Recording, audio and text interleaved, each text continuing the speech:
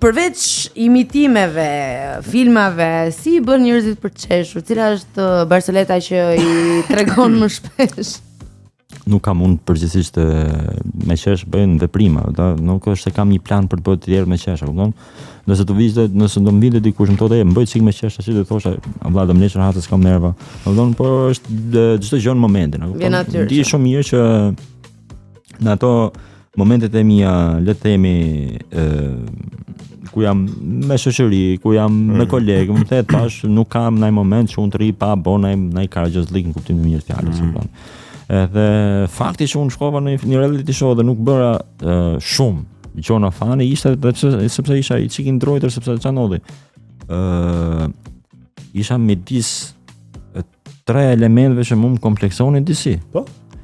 Ishte familja në një anë, ishte profesioni në anën tjetër, që unë nuk pata qef që të bëhet publik që në fillim, edhe pjesa e, le të themi, pjesa besimit në një anë. E kupton të ishin 3 element që më komplekson diku disi dhe tash okay, në qoftë, po më shumë ishte çështja profesionit, tash qoftë do bëj karagjozën, unë atë mendje kam hyrë me thon drejtën. Unë kot nuk hyra me gomar atje.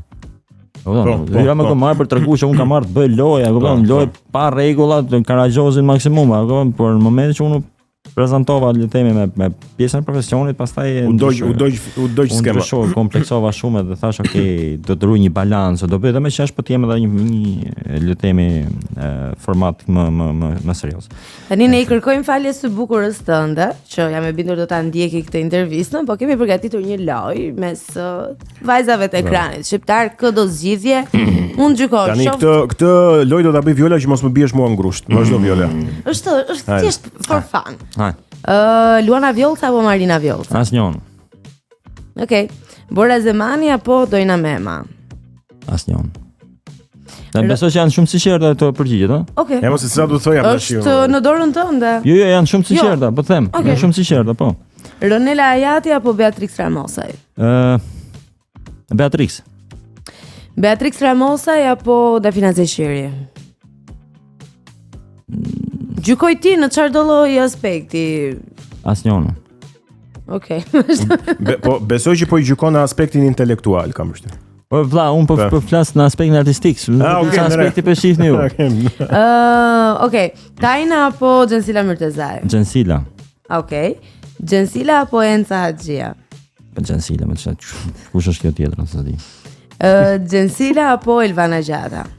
Po Elvana prap të dy artistë më shumë zë janë edhe shumë tafta, po mendoj prap te Xhensila. Xhensila apo Dua Lipa? Dua Lipa. Po tash. Po me çik larg. Po tash çfarë bën? Kemi një kampion. Okej. Tani, pyetjet e fundit që do të bëjmë lidhen me jetën tënde si një film. Pra, përfytyroje jetën tënde si një film. Tani sun, e gon edhe vazhdoje ti.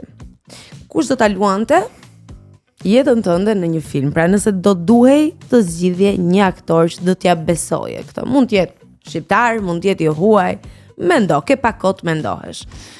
Nuk kam kohë fare të mendohem sepse un kam një gjithmonë një personazh që le të themi e kam ndërtuar edhe iden apo simpatin për atë si aktor, e kupton? Dhe janë në faktikisht unë jam midis Jason Statham edhe Mark Wahlberg, e kupton? Të dy kam pas kështu si figura që I admiroj për filmat, domethënë I kam mund të them që I kam ndjekur çdo lloj filmi që ata kanë bërë, kupton? Okej, perfekt. Tek pyetja e radhës e gon. Tani ti paka shumë edhe përgjigjen, po që ta kuptoj më mirë, nëse jeta jote do bëj film, kush do ta luante Zebërvokin? Po pra, këtë po them domun. Një nga këta të dy. Më po them okay, më konkret do ishte mendoj që do ishte Jason Statham. Edhe unë mendoj që do ishte Jason Statham. Edhe unë mendoj që do ishte. Kush do ta luante dashurinë tënde të parë në film? Të parën. Megan Foxi. Oh. Jo, është një gjë që do të thonë nga gjithë femrat e Hollywoodit le të themi tash se është gjë që kjo na falet edhe nëse për menë, ta kupton se është. Janë të huaja këto. Janë të huaja, janë shumë larg, e kupton, po që një femër që unë kam pas edhe kam gjithmonë simpati në pjesën e aparancës apo të performancës është Megan Fox, e kupton. Është simboli I bukurisë. Nuk kam për pjesën e dashurisë parë, nuk e lidh fare me këtë pjesë, po ishte formë shakaje kjo që thash, okay, nëse do ishte në zgjedhjen time në idealin tim, të ishte Po edhe Megan ne Fox. po Me pa undra me sy hap, domethënë. Po. Okej. Edhe me sy mbyll. Kush do ta luante armikun tënd më të madh? No. Armikun tim më të madh. Mendoje kë ke armikun tënd më të madh dhe pastaj mendo se kush do ta luante. S'kam armiqun. Në jetën time s'kam armiq. Shqyr Zotit. Kështu që mund kem njerëz që s'm duan, njerëz që s'm pëlqejnë, mund kem njerëz që më urrejnë, po armiq s'kam. Okej. Okej. Po e pranojmë si përgjigje. Cili regjisor shqiptar në këtë rast, do doje ta kthente jetën tënde në film? Marius Dervishi. Zabërvoki. Në një film, cila do ishte kolona zanore e jetës tënde? Është ajo e gladiatorit që ka. Po. Edhe nuk e di, është një nga ato këngë që më tjetërson komplet atë moodin tim, atë gjendjen time emocionale dhe normalisht sigurt ndron dimension ajo pjesa e saj. Është Okej. Now we are free. Now we are free. We are free. Yeah. Dhe cili do ishte titulli i filmit për ty? Titulli i filmit sa kisha menuar të bëja gjithmonë film, po ndoshta The Survivor. Okej. Dhe pyetja ime e fundit, nuk e di në ka Egoni ndonjë tjetër, në këtë intervistë, ishe në këtë podcast, këtu në Kinotek, ishe Mariusi apo Zabërvoki? Isha mbi të gjitha isha vetvetja.